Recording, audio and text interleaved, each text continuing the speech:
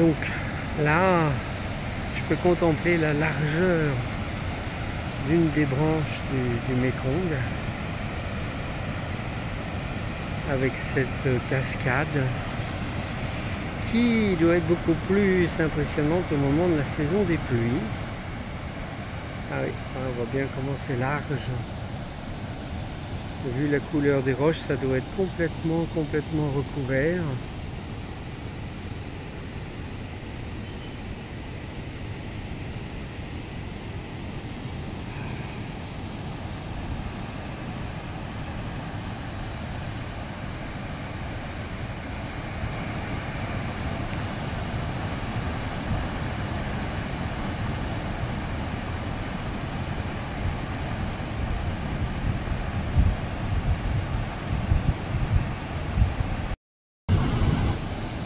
Et là, l'endroit où était l'arbre sacré, qui est annoncé comme ayant eu plus de 2000 ans avant d'être emporté par une crue.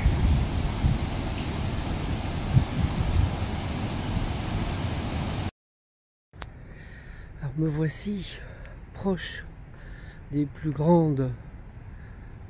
Il y en a beaucoup des plus grandes d'ailleurs, des plus grandes cascades du Mékong. Là je suis vraiment sur la rive est avec un joli temple qui nous propose des petits nénuphars sympas.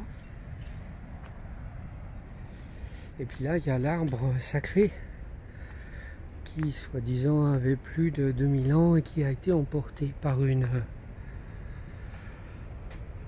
crue.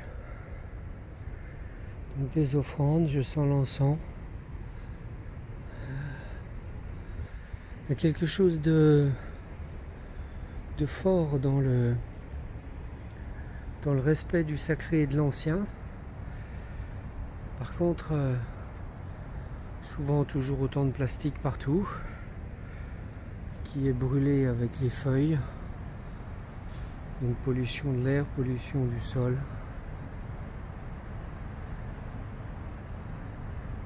Il y a quelque chose de très révérend, de très posé dans la force de vie issue du Mékong, de la rivière, du Laos. Un espace de méditation, oui, très, je trouve profond dans l'intime du vivant et du sacré du vivant.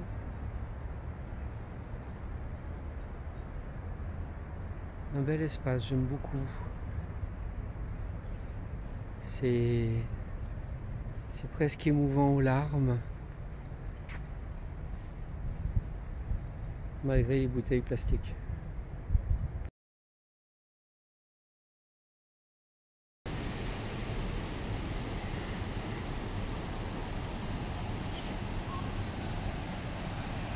Un tronc avec sa liane.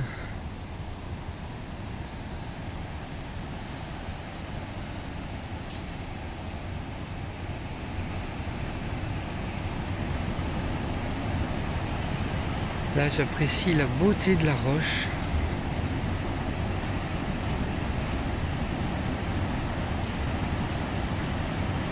Et la puissance du fleuve,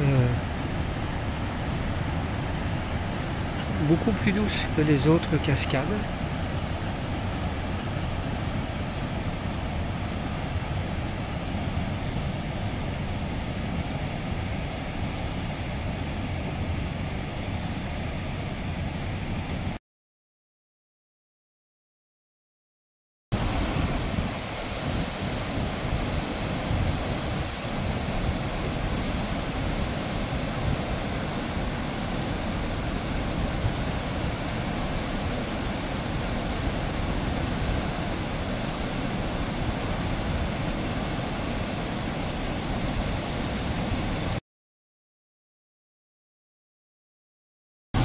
Le problème, c'est que là tu fais des photos de cascade, c'est très dur.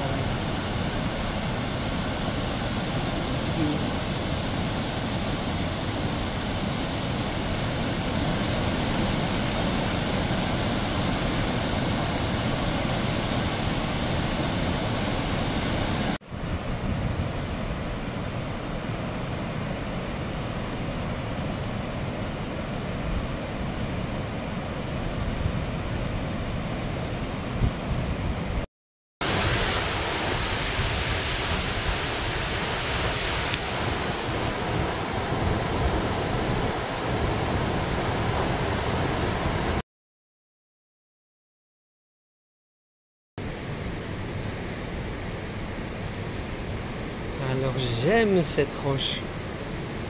Je suis plein d'admiration pour ces strates, pour cette puissance érodée par l'eau,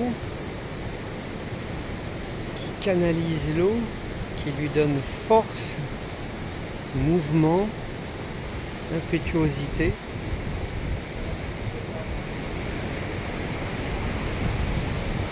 Et calme.